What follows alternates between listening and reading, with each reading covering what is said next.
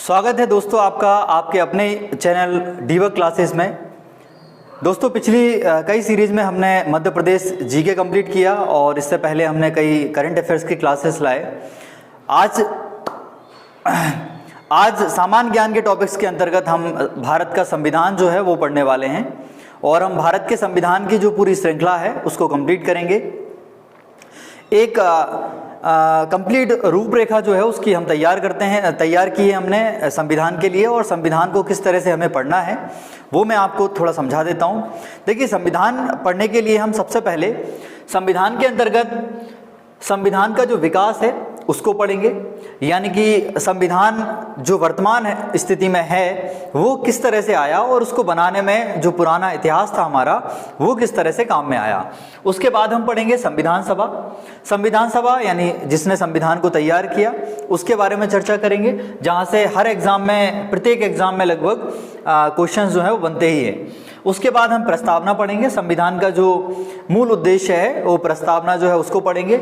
इसके पश्चात हम विदेशी स्रोत पढ़ेंगे, यानी संविधान में हमने कहाँ से कौन कौन से प्रावधानों को उठाया है, हमारे संविधान में जोड़ा है। इसके पश्चात हम अनुसूची पढ़ेंगे। तो संविधान जो है वो हमारी अनुसूची भाग और अनुच्छेदों में विभाजित है, तो हम सबसे पहले चर्चा करेंगे उसमें किसकी, अनुसूची की। उसके पश्चात हम उसके 22 भागों को चर्चा करेंगे, और जब 22 भागों की चर्चा करेंगे तो उसके अंदर ही हमें क्या मिलेंगे, कई सारे अनुच्छेद मिलेंगे, ठीक है। और इसके पश्चात हम पढ़ेंगे भारतीय संविधान में समय समय पर जो संशोधन हुए हैं उन संशोधनों की हम विस्तृत चर्चा जो है वो करेंगे, ठीक है। तो दोस्तों जुड़े रहिए, चैनल को सब्सक्राइब अगर नहीं किया है तो सब्सक्राइब कर लीजिए और वीडियो को बिल्कुल अंत तक देखिए। ये जो वीडियो है वो आपके प्रतियोगी परीक्षाओं के लिए काफ़ी मददगार साबित होने वाली है और कई एग्जाम में आपको इससे क्वेश्चंस देखने को मिलेंगे। दोस्तों हम पहला टॉपिक पढ़ेंगे, भारत का संविधान का जो विकास है वो किस तरह से हुआ है, ठीक है। भारत के जो संविधान है उसका विकास किस तरह से हुआ उसको हम पहले देखेंगे। तो देखिए, सबसे पहले हम बात करते हैं, थोड़ी सी चर्चा देख लेते हैं, क्योंकि जो हमारा संविधान है वो इतिहास से जोड़कर देखा जाता है। क्योंकि दोस्तों संविधान तब स्टार्ट हुआ है जब अंग्रेज जो है वो भारत को छोड़कर चले गए। तो अंग्रेज जब भारत को छोड़कर गए तो वो हमें कई सारी चीज़ें सिखा कर भी गए, और जो हमने उनसे बातें सीखी हैं उन्हीं सीखी हुई बातों के आधार पर और अपने विचारों के आधार पर हमने क्या है, संविधान को तैयार किया है। सबसे पहले हम चर्चा करते हैं कि जब हमने संविधान तैयार किया तो अंग्रेजों ने जो भारत के अंदर शासन व्यवस्था में हस्तक्षेप किया, वहां से इसकी पूरी कहानी स्टार्ट होती है, ठीक है। तो अंग्रेजों ने भारत के अंदर जो शासन व्यवस्था है इसमें हस्तक्षेप करना स्टार्ट कर दिया था। किस तरह से, सबसे पहले हम बात करते हैं कि अंग्रेज भारत में सबसे पहले जब आए थे तो वो व्यापार के उद्देश्य से आए थे, भारत में केवल व्यापार करने के उद्देश्य से आए थे, क्योंकि उस समय जो यूरोपीय देश थे उनमें उद्योग धंधे काफ़ी फल फूल रहे थे और वहाँ पर लोगों ने कई सारे कारखाने जो हैं वो तैयार किए थे। तो वहाँ पर जो उत्पादन हो रहा था उसको बेचने के लिए, उस उत्पादन को कहीं ना कहीं बेचने के लिए उन्होंने कई देशों की खोज की है। उन्हीं देशों में एक देश था भारत, और जब भारत की पुर्तगालियों ने पहली बार खोज की वास्को डी गामा ने 1498 में, उसके पश्चात अंग्रेजों ने भी अंग्रेज भी उनके पीछे जब भारत में आते हैं, प्रवेश करते हैं, तो सबसे पहले वो व्यापार के उद्देश्य से भारत में आते हैं। जब वो व्यापार करने आए थे तो कब आए थे, 1609 में। 1609 में जो पहला अंग्रेज भारत आया था वो आया था कैप्टन हॉकिंस। कैप्टन हॉकिंस पहली बार भारत आया, और उस समय भारत में किसका साम्राज्य था, तो भारत में मुगल साम्राज्य के अंतर्गत जहांगीर जो है इसका साम्राज्य था। वैसे ही जब कैप्टन हॉकिंस है जेम्स प्रथम के जेम्स प्रथम उस समय अंग्रेजों का राजा था और उसका राजदूत बनकर ये भारत में आया था। तो मुगल शासक जहांगीर से ही मिलने आता है और कई सारी छूट जो है वो प्राप्त करता है और भारत में अपना जो व्यापार है उसको शुरू करते हैं अंग्रेज। उसके पश्चात हम देखें तो इन्होंने अपने व्यापार के अलावा फिर स्टार्ट क्या कर दिया, हमारे जो देश के राज्य थे कई सारे, उनमें जो शासक थे उनके शासन में भी हस्तक्षेप करना शुरू कर दिया। इसके अंतर्गत इन्होंने सबसे पहले शासन डायरेक्ट स्टार्ट नहीं किया, इन्होंने पहले राजाओं को कठपुतली राजा बनाना स्टार्ट किया, यानी जो पहले से राजा बना हुआ था उसकी जगह पर अपने कठपुतली शासकों को बिठाना स्टार्ट किया। और ये कठपुतली शासक बिठाना कब से स्टार्ट किया? तो दो युद्ध महत्वपूर्ण है हमारे इतिहास के। ये जो दो युद्ध हैं, पहला युद्ध तो आता है आपका पलासी का युद्ध। पलासी का युद्ध ये था 1757 का युद्ध। 1757 का पलासी का युद्ध। बंगाल का शासक उस समय जो सिराजुद्दौला था, उसके टाइम पे रॉबर्ट क्लाइव जो है वो शासन युद्ध करता है। और ये जो युद्ध होता है वो सिराजुद्दौला और रॉबर्ट क्लाइव के बीच में होता है। और इसमें भाई रॉबर्ट क्लाइव जो अंग्रेज सेनापति था उसकी विजय होती है। इसके पश्चात फिर से एक और सिराजुद्दौला कौन था? तो ये उस समय बंगाल का नवाब था। यानी अंग्रेजों ने शासन में हस्तक्षेप करना सबसे पहले कहां से स्टार्ट किया था?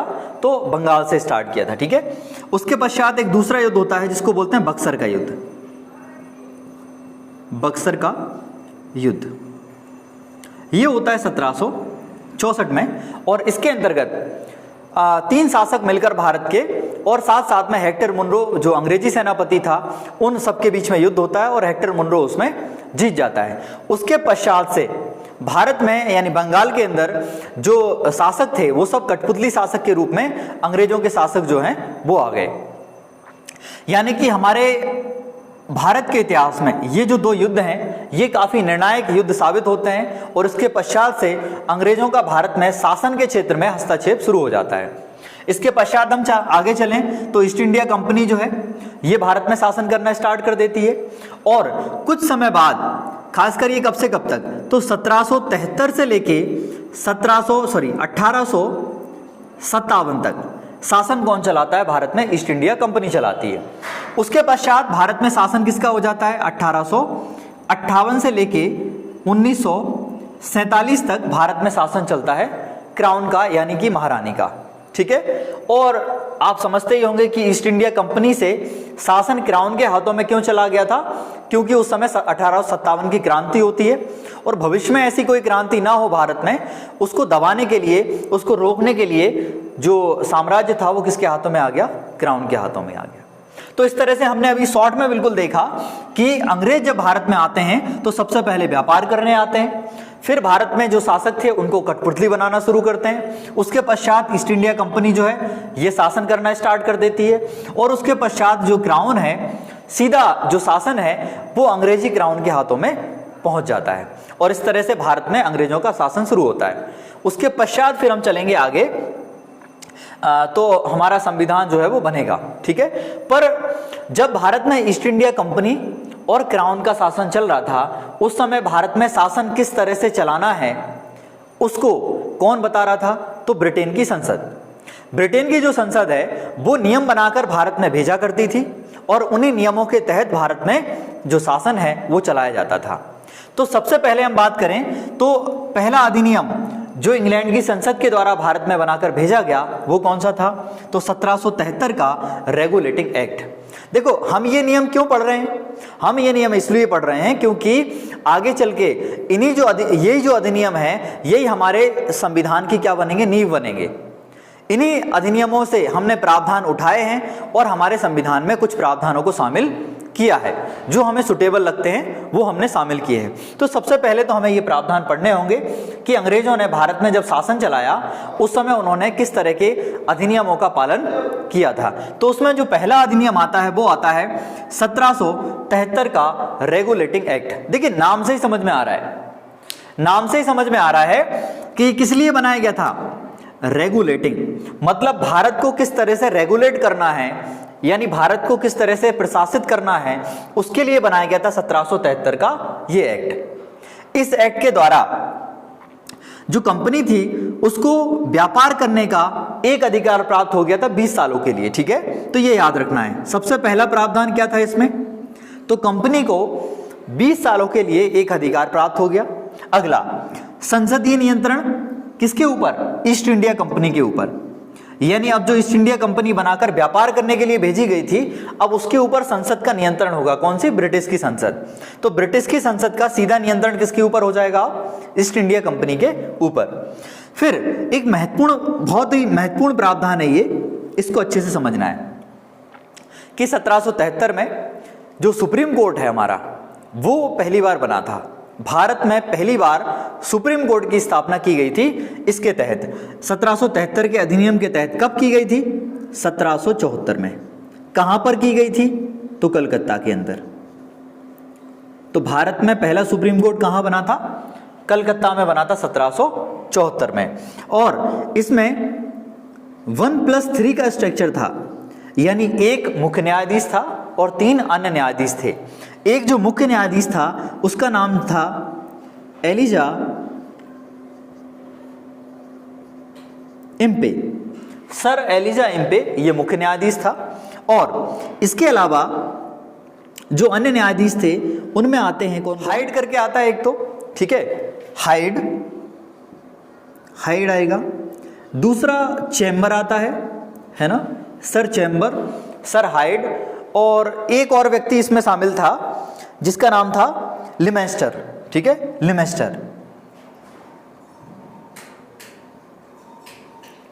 लिमेस्टर। तो हाइड, चैम्बर और लिमेस्टर, ये तीन अन्य न्यायाधीश थे और मुख्य न्यायाधीश था एलिजा इम्पे। तो ये प्रावधान था। उसके बाद 1773 में एक और महत्वपूर्ण काम होता है कि अभी तक बंगाल में जो गवर्नर था उसको बंगाल का गवर्नर कहते थे, यानी ईस्ट इंडिया कंपनी का जो मुख्य अधिकारी बंगाल में शासन चलाता था उसे बोलते थे बंगाल का गवर्नर। पर 1773 के बाद उस बंगाल के गवर्नर को अब कहा जाने लगेगा क्या? बंगाल का गवर्नर जनरल, ठीक है। और भारत का पहला गवर्नर जनरल कौन बनता है? वॉरेन हेस्टिंग्स बनता है। वॉरेन हेस्टिंग्स बनता है भारत का पहला गवर्नर जनरल। अच्छा, इससे पहले क्या बोलते थे? तो बोलते थे बंगाल का गवर्नर। बंगाल का गवर्नर पहले कहते थे। और बंगाल का पहला गवर्नर कौन था? तो अगर बंगाल का पहला गवर्नर पूछा जाए तो जो रॉबर्ट क्लाइव था,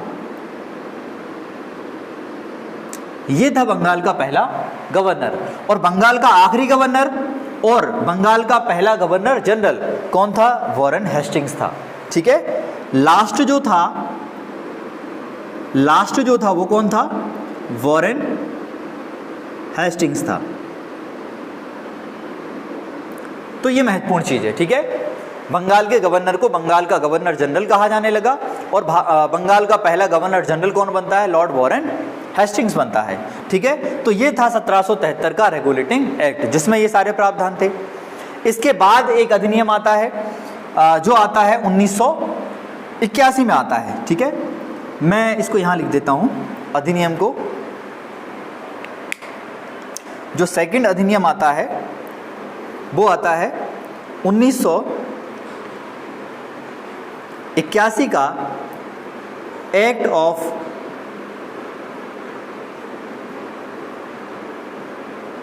सेटलमेंट। 1981 में क्या आता है? एक्ट ऑफ सेटलमेंट आता है। और जो एक्ट ऑफ सेटलमेंट था उसमें भी देखो नाम से ही समझ में आ रहा है, सेटलमेंट करना, मतलब कि कुछ कमी रह गई है तो उसको क्या करना? सेटल करना। तो जो कमियां 1793 के अधिनियम में रह गई थी उनको पूरा करने के लिए भारत में लाया गया था 1781 का एक्ट ऑफ सेटलमेंट। इसमें केवल आप डेट याद रख लें और इतना कोई जानकारी महत्वपूर्ण है नहीं है, ठीक है। इसके पश्चात महत्वपूर्ण क्या है? तो अगला जो अधिनियम आता है वो आता है हमारा 1784 का पिट्स इंडिया एक्ट। ये महत्वपूर्ण अधिनियम है। इसमें क्या हुआ? तो इसके प्रावधान को देखते हैं। इसमें जो महत्वपूर्ण प्रावधान था हमारा पिट्स इंडिया एक्ट में वो ये था कि जो ईस्ट इंडिया कंपनी अभी तक भारत में शासन चला रही थी उसके कामों को 2 भाग में बांट दिया। क्योंकि 2 काम कर रही थी ना ईस्ट इंडिया कंपनी, एक तो व्यापार कर रही थी पहले से और अब वो शासन भी चलाने लगी थी धीरे धीरे। इसीलिए ईस्ट इंडिया कंपनी को 2 भाग में बांट दिया। एक तो था बोर्ड ऑफ डायरेक्टर्स और एक था बोर्ड ऑफ कंट्रोलर। जो बोर्ड ऑफ डायरेक्टर्स था इसका काम था भारत में व्यापार को देखना। ईस्ट इंडिया कंपनी जो व्यापार कर रही है उसको देखने का काम था बोर्ड ऑफ डायरेक्टर्स का। और भारत के अंदर जो प्रशासन चल रहा है, शासन चला रही है कंपनी, उसको देखने का काम था बोर्ड ऑफ कंट्रोलर्स का। शासन कौन देखेगा? Board of controller. इस तरह से कंपनी को कंपनी को दो भागों में बांट दिया। एक तरह से दोहरा जो है वो प्रावधान कर दिया कि एक तो व्यापार अलग देखेगा बोर्ड ऑफ डायरेक्टर्स और बोर्ड ऑफ कंट्रोलर्स देखेगा प्रशासन। ठीक है, तो ये था 1984 का एक्ट, इसमें ये प्रावधान हुआ। उसके बाद आता है अगला अधिनियम, वो आता है चार्टर्ड अधिनियम। चार्टर्ड अधिनियम कब का था? ये 1793 का। तो पहली बात तो देखो 1773 में जो एक अधिकार दिया गया था कंपनी को कि भारत में केवल ईस्ट इंडिया कंपनी ही व्यापार कर सकती थी अंग्रेजों की तरफ से, तो वो जो एक अधिकार 20 सालों का था, वो 20 सालों का एक अधिकार यहाँ पर आकर खत्म हो जाता है। तो अगले 20 सालों के लिए एक अधिकार और बढ़ा दिया जाता है। ठीक है, अगले 20 सालों के लिए जो एक अधिकार है वो बढ़ा दिया गया। देन उसके पश्चात क्या होता है, जो ईस्ट इंडिया कंपनी के कर्मचारी थे, ईस्ट इंडिया कंपनी के जो कर्मचारी थे, और कौन से वाले कर्मचारी, जो बोर्ड ऑफ कंट्रोलर्स में शामिल होते थे, क्योंकि शासन जो चलाएगा उसको वेतन मिलेगा भारत के खजाने से, है ना। तो ईस्ट इंडिया कंपनी के जो कर्मचारी बोर्ड ऑफ कंट्रोलर्स में थे, उनको वेतन भत्ते सैलरी वगैरह सब कहां से मिलेगा? तो ये मिलेगा भारत के खजाने से, या ऐसा कहें भारत के राजस्व से। भारत का जो राजस्व था, भारत का जो धन था, भारत का जो पैसा था, वहाँ से अब क्या होगा, ईस्ट इंडिया कंपनी को जो कर्मचारी रहेंगे उनको सैलरी मिलना शुरू हो जाएगा। मतलब अब इंग्लैंड से पैसा नहीं आएगा उनके लिए, कंपनी पैसा अपना नहीं देगी, वो किसका देगी? ईस्ट इंडिया कंपनी अपना पैसा ना देकर किसका देगी? भारत का पैसा देगी। ठीक है, तो ये हो गया चौथा प्रावधान। ठीक है, उसके पश्चात अगला प्रावधान क्या है? तो अगला अधिनियम आता है, पांचवा अधिनियम भारत में, ये था चार्टर्ड अधिनियम। कब का? 1813 का। मतलब अगले 20 साल बाद। तो वहां पर फिर से एक अधिकार खत्म हुआ, तो फिर से एक अधिकार और मिल गया। तो अगले 20 सालों के लिए एक अधिकार कंपनी को फिर से प्राप्त हो गया। कब? 1813 में। तो 1813 के चार्टर्ड अधिनियम में 20 सालों के लिए एक अधिकार को बढ़ा दिया गया। और एक चीज है इसमें महत्वपूर्ण कि एक अधिकार खत्म किया गया है ना, 20 सालों के लिए लाइसेंस तो बढ़ा दिया गया, मतलब इसमें ध्यान ये देना, सॉरी, एक अधिकार को नहीं बढ़ाया। इसमें क्या किया, 20 सालों के लिए कंपनी का जो व्यापार करने का अधिकार था और जो शासन चलाने का अधिकार था वो बढ़ा दिया गया, है ना। यानी इसका जो लाइसेंस था उसको तो बढ़ा दिया, परंतु एक अधिकार खत्म कर दिया। पर दो क्षेत्रों में अभी भी एक अधिकार इनको प्राप्त था। कौन कौन से दो क्षेत्र?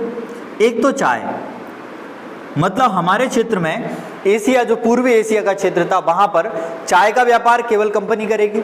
और दूसरा, चीन के अंदर जो व्यापार होता था उस पर भी अभी एक अधिकार था कंपनी का।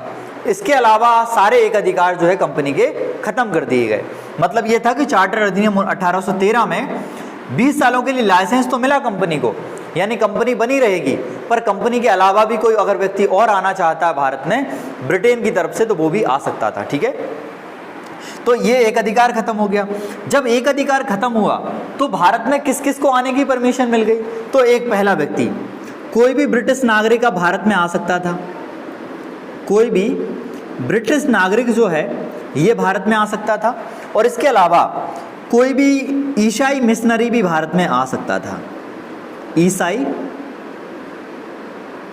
मिशनरी, ईसाई मिशनरी मतलब ईसाई पंडित, है ना। ईसाई धर्म का जो पुजारी था, पादरी था, इसको पादरी भी कह सकते हो आप। ठीक है, ईसाई पादरी जो हैं वो भारत में आ सकते थे।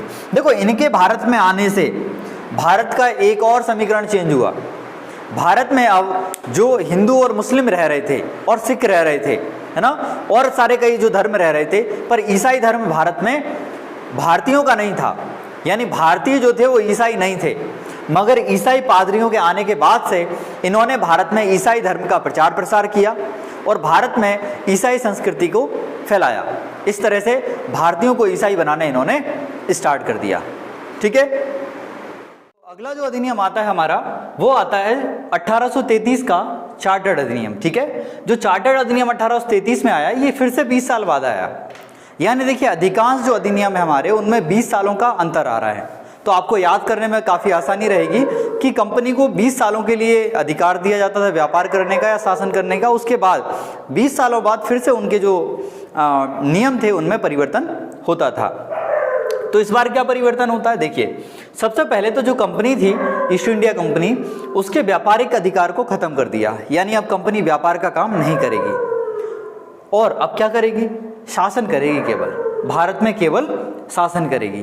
तो आप देखिए समझिए इस बात को, कंपनी किस तरीके से भारत में आई थी केवल व्यापार करने के लिए, मगर धीरे धीरे वो व्यापार के काम छोड़कर क्या करने लगती है, भारत में शासन चलाने लगती है।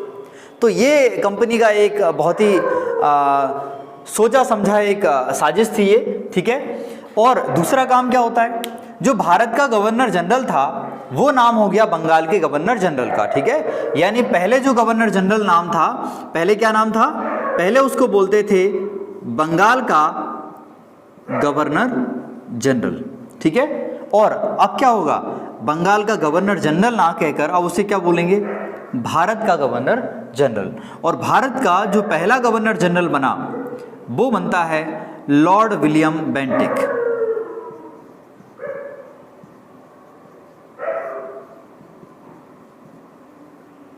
लॉर्ड विलियम बेंटिक जो है ये बनता है भारत का पहला गवर्नर। इसके पश्चात हम बात करें, अच्छा इसके काल में दो तीन चीजें और याद रखना है कि जो लॉर्ड विलियम बेंटिक था इसके काल में सबसे पहले तो आपके 1829 में भारत में सती प्रथा को खत्म किया गया। और ये जो सती प्रथा को खत्म करने के लिए जो प्रयास किया भारत में वो किया था राजा राम मोहन राय ने, मगर उस समय भारत का गवर्नर जनरल कौन था, तो था विलियम बेंटिक। ये याद रखना है, बहुत महत्वपूर्ण है, ठीक है। इसके अलावा इसी के काल में 1843 में एक और प्रथा खत्म हुई, दास प्रथा। यानी पहले इंसानों की जो खरीद बिक्री है वो चला करती थी और इंसानों से बेगारी कराई जाती थी, यानी बिना पैसा दिए उनसे लेबर के रूप में कार्य लिया जाता था और उनको केवल भोजन दिया जाता था, वो भी रूखा सूखा भोजन। तो वो जो प्रथा थी इससे क्या हो रहा था, खासकर जो मानव के जो अधिकार हैं, एक तरह से मानव जो है उसका शोषण हो रहा था, खासकर जो दलित या ऐसा कहें कि निचले स्तर का जो व्यक्ति था उसका बहुत ही बड़े स्तर पर शोषण हो रहा था। तो ये दो प्रथाएं खत्म की गई थी लॉर्ड विलियम बेंटिक के समय। और अधिनियम कौन सा था इसके लिए, 1833 का अधिनियम था, ठीक है। इसके बाद ये इस अधिनियम में एक बजट की व्यवस्था कर दी गई, यानी पूरे भारत के लिए अब एक बजट होगा। पहले क्या होता था, अलग अलग प्रांतों के लिए अलग अलग बजट होता था। अच्छा बजट क्या होता है, तो बजट एक ऐसा तरह से आय और व्यय का लेखा है जो एक निश्चित समय के लिए पूर्व में तैयार करके रख लिया जाता है, यानी भविष्य में होने वाले आय और व्यय की पहले से गणना करके जब हम रखते हैं तो उसे क्या कहते हैं, बजट। जैसे नॉर्मली हमारे घरों में हम करते हैं कि एक महीने का जो अपना बजट है, अपनी आय के हिसाब से कहाँ पर हमें खर्च करना है, उसका पहले से हम एक व्यवस्था कर लेते हैं, तो उसे क्या बोलते हैं, हमारा बजट कहते हैं। तो ऐसे ही होता है देश का बजट, जैसे आज के समय भी आता है। तो एक बजट जो है वो हो गया, देश के लिए केवल एक बजट होगा, ठीक है, ये प्रावधान हो गया। और भारत में विधि आयोग की व्यवस्था की गई। भारत में क्या किया गया, सबसे पहले तो ये किया कि जो गवर्नर जनरल की जो परिषद थी उसमें एक नया सदस्य जोड़ा गया जो होता था विधि सदस्य, ठीक है। तो पहले तो अपन यहाँ पर लिख लेते हैं, पहली बात ये महत्वपूर्ण बात है कि जो गवर्नर जनरल की परिषद थी उसमें फोर्थ सदस्य के रूप में किसे जोड़ा गया, विधि सदस्य को जोड़ा गया। मतलब अब उनकी परिषद में एक और सदस्य रहेगा, वो क्या करेगा, विधि सदस्य रहेगा, यानी कि गवर्नर जनरल को कानून के क्षेत्र में वो सलाह देगा। और इसी के तहत भारत में पहला जो विधि आयोग है ये तैयार होता है अंग्रेजों के समय। और इस विधि आयोग का अध्यक्ष कौन था, तो मैकाले, लॉर्ड मैकाले जो था, लॉर्ड मैकाले जो था ये था विधि आयोग का अध्यक्ष। तो ये याद रखना है, मैकाले है, ठीक है। ये तो विधि आयोग का पहला अध्यक्ष कौन था, मैकाले था। मैकाले की अध्यक्षता में पहला विधि आयोग भारत में गठित किया गया अंग्रेजों के समय। अधिनियम 1833 का था, ठीक है। उसके बाद हम चलें तो आता है चार्टर्ड अधिनियम। कब का है ये, 1853 का। देखो फिर से भाई 20 साल बाद, तो 20 साल बाद यानी फिर से कुछ कंपनी के बारे में नया होने वाला है। और ये हो क्या रहा है सिर्फ पहले व्यापार करा, फिर व्यापार के साथ साथ शासन किया, फिर व्यापार छोड़ दिया, फिर शासन चलाया। अब क्या होगा नया, तो देखते हैं। तो चार्टर्ड अधिनियम 1853 के द्वारा सबसे पहला काम तो ये हुआ कि कंपनी के अंदर अभी तक जो कर्मचारी रखे जाते थे वो नामजद के नाम, मतलब एक तरह से नामजदगी जो सिद्धांत होता है उसके आधार पर होते थे। कौन सा सिद्धांत चलता था पहले, तो पहले चलता था नामजदगी सिद्धांत, ठीक है। नामजदगी मतलब किसी कर्मचारी ने नाम सुझा दिया कि हमारे फलाने मौसी का लड़का है, उसको कर्मचारी में रख लो, है ना, कर्मचारी के रूप में रख लो। तो कर्मचारी में जो है वो किन लोगों को रखा जा रहा था, जो किसी कर्मचारी के द्वारा नाम सुझा दिए जाते थे, उनको कर्मचारी के रूप में कर्मचारी के पद पर रख लिया जाता था। मगर अब ऐसा कंपनी में नहीं होगा। अब क्या होगा, जो व्यक्ति योग्य होगा उसको ही क्या मिलेगी, नौकरी मिलेगी, ठीक है। तो प्रतियोगी परीक्षाएं होने लगी अब। तो भारत में प्रतियोगी परीक्षाएं कराने के लिए जो पहली समिति बनाई गई वो समिति का नाम था मैकाले समिति। फिर से मैकाले, है ना। तो मैकाले की अध्यक्षता में प्रतियोगी परीक्षाएं भारत में कराने के लिए क्या बनाई गई, मैकाले समिति बनाई गई। और इसके द्वारा भारत में क्या कराया गया, प्रतियोगी परीक्षाएं कराई गई। और भारत में प्रतियोगी परीक्षाएं कराकर कंपनी में जो पद हैं उनको भरा गया। उसके बाद क्या होता है, इसी अधिनियम में विधान परिषद जो है उसका गठन होता है। यानी अब ऐसा होने लगा कि जो गवर्नर जनरल की परिषद थी, गवर्नर जनरल की जो परिषद थी अभी तक, उसमें केवल एक विधि सदस्य होता था। अब कितने विधि सदस्य होंगे, 6। और जो 6 विधि सदस्य जोड़े गए उनको मिलाकर क्या बोला गया, विधान परिषद कहा गया। उन 6 सदस्यों को क्या बोलते थे, विधान परिषद। यानी विधान परिषद की स्थापना की गई थी इस अधिनियम के माध्यम से। तो यहां तक हमने पढ़ा क्या, अभी तक शासन किसका चल रहा था, कंपनी का। तो 1853 के अधिनियम तक, या ऐसा कहें 1853 से बाद कहां तक, 1857 तक ये जो शासन चलता है वो किसका चलता है, कंपनी का शासन। इसके बाद 1858 से जो शासन स्टार्ट होगा वो क्राउन का शासन हो जाएगा। तो दोस्तों जरूर कमेंट करके बताइए आज का जो सेशन था हमारा वो आपको कैसा लगा। अगर पसंद आया है तो लाइक करिए और कमेंट करके हमको मोटिवेशन जो है वो दीजिए, जिससे कि हम आगे भी इस तरह की वीडियोस में मेहनत कर सकें। Thank you. और चैनल को सब्सक्राइब करना जरूर नहीं भूलिएगा, है ना।